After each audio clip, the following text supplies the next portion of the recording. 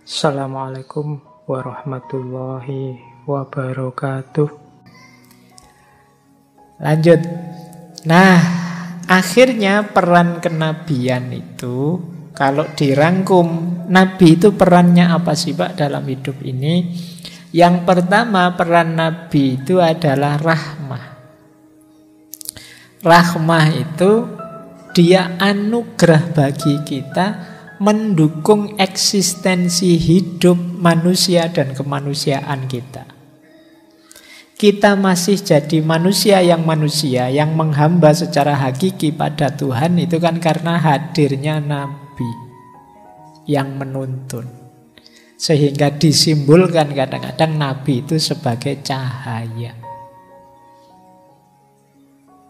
Kan sering kalau teman-teman sambutan itu kan begitu.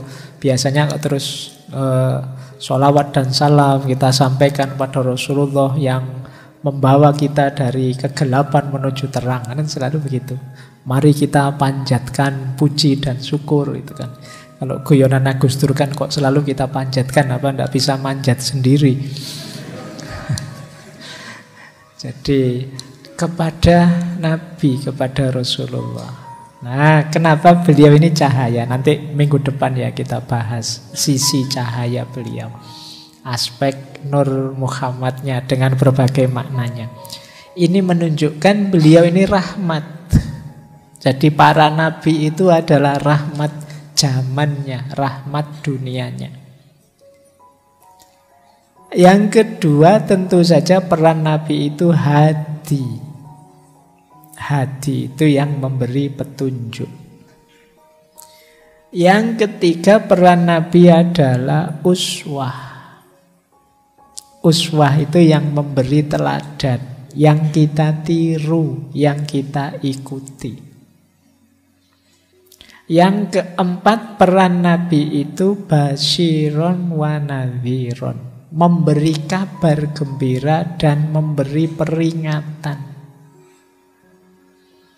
Dan yang terakhir Nabi itu mubin, yang menjelaskan. Karena kita sebagai manusia terbatas, Nabi hadir menjelaskan.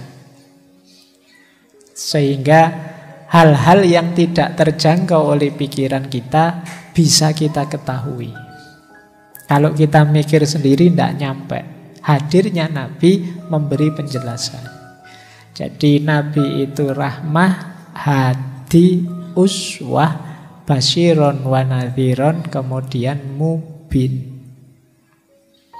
Kalau ada ujian akhir, pertanyaannya apa peran kenabian? Jawabannya itu ya. Sayangnya ngaji kita tidak ada ujiannya. Dihafalkan tidak penting, tapi kamu ambil hikmah dari peran Nabi ini untuk hidupmu. Karena Nabi adalah rahmah, maka cintailah. Karena dia anugerah paling besar, paling indah dari Allah pada kita, mari kita mencintainya. Karena Nabi adalah hati, mari kita ikuti petunjuknya. Karena Nabi adalah uswah, mari kita teladani perilakunya. Karena Nabi adalah basyiron wa nadhiron, dia yang memberi berita gembira, memperingatkan kita, mari kita syukuri kehadirannya. Dan karena Nabi adalah mubin, yang menjelaskan tentang hak batil yang tidak terjangkau oleh akal pikiran kita, mari kita belajar terus, tidak berhenti tentang Nabi dan apa yang beliau bawa. Jadi ini tidak harus dihafalkan, tapi fungsikan dalam hidupmu. Kalau kalian memang ngaku mencintai Nabi, jadi mari kita cintai karena beliau adalah rahmat. Mari kita ikuti tuntunan beliau karena beliau adalah hadi, Mari kita teladani yang beliau lakukan karena beliau adalah uswah. Mari kita syukuri kehadiran beliau karena beliau basyiron wa nadhiron. Dan mari kita belajar terus memperbaiki diri dari apapun yang disampaikan oleh Nabi karena beliau adalah mubin. Inilah peran-peran kenabian. Baik, misinya dua Nabi itu. Yang pertama misi kehambaan, yang kedua misi kemanusiaan. Misi kehambaan adalah mengajak kita ilaihi roji'un. Jadi di surat Al-Ahzab ayat 45 dan 46 itu disebutkan misinya Nabi apa? Ya ayuhan Nabi, inna arsalnaka, sesungguhnya kami mengutusmu yang pertama syahidan, sebagai saksi. Yang kedua mubasyiron, tadi ya, yang memberi kabar gembira. Wa nadhiron, yang memberi peringatan. Wada'iyan ilallahi bi'idhnih, dan menyeru pada Allah dengan izinnya. Wasirojam muniro, dan sebagai penerang yang memberi pencerahan. Jadi tugasnya Nabi itu membawa kepada Allah. Sebagai syahid yang bersaksi,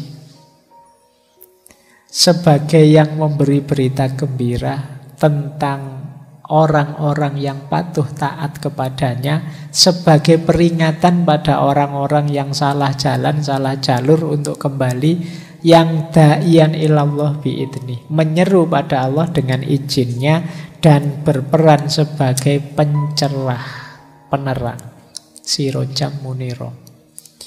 Ini sebenarnya ayat yang turun, asbabun nuzulnya adalah ketika Sayyidina Ali bin Abi Thalib dan Mu'adz bin Jabal akan berangkat dakwah.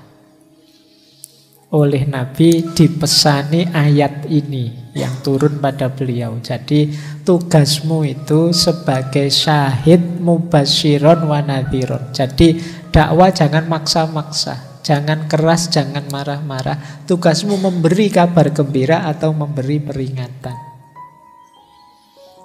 Wada'iyan ilallah bi'idhnih, dan menyeru pada Allah dengan seizin Allah. Wasirojam muniro, dan memberi penerangan.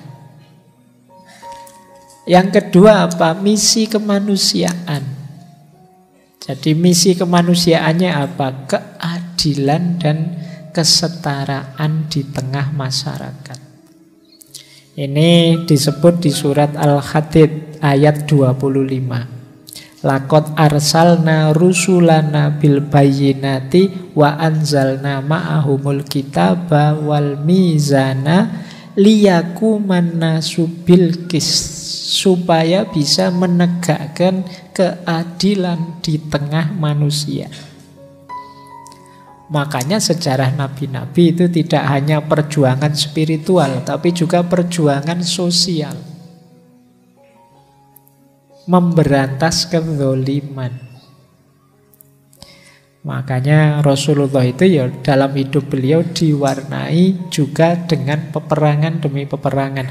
Bukan berarti isinya kekerasan atau ditegakkan dengan pedang, tapi bagian dari misi kenabian itu keadilan dan kemanusiaan. Kalau ada fenomena-fenomena anti-human, anti kemanusiaan, misalnya kezaliman, penindasan dan lain sebagainya, ya misinya Nabi itu untuk meluruskan itu. Mungkin kemarin waktu sesi, saya lupa, kalau tidak Ali Syariati, mungkin saya jelaskan bagaimana nabi-nabi itu melakukan revolusi sosial di tengah masyarakat yang menindas. Karena struktur masyarakat yang menindas itu pasti bukan masyarakat tauhid. Kenapa? Dalam struktur penindasan itu antar manusia ada atas bawah. berarti tidak setara. Sementara dalam sistem tauhid itu stratanya hanya kholik dan makhluk. Di atas makhluk itu kholik, pencipta. Ini tauhid. Tapi di struktur yang menindas, di atas makhluk ada makhluk yang lain. Maka selama masih ada penindasan, ya tauhidnya mesti belum utuh. Dan inilah mengapa misinya Nabi juga misi sosial kemanusiaan. Yang dalam rangka mengutuhkan tauhidnya. Baik, jadi ini misi kenabian. Ada misi vertikal, membawa manusia lebih dekat pada Allah. Ada misi horizontal, menegakkan keadilan, kesetaraan di kalangan manusia. Oke, untuk malam hari ini saya cukupkan sekian dulu. Mohon maaf kalau ada yang kurang berkenan, mungkin 1-2 kekurangan apa, mohon dimaklumi. Kalau ada kekhilafan, kealpaan yang teman-teman ngerti benernya seperti apa, ya silahkan disampaikan. Kurang lebihnya mohon maaf. Wallahul muwaffiq, wallahu a'lam bissawab. Wassalamualaikum warahmatullahi wabarakatuh.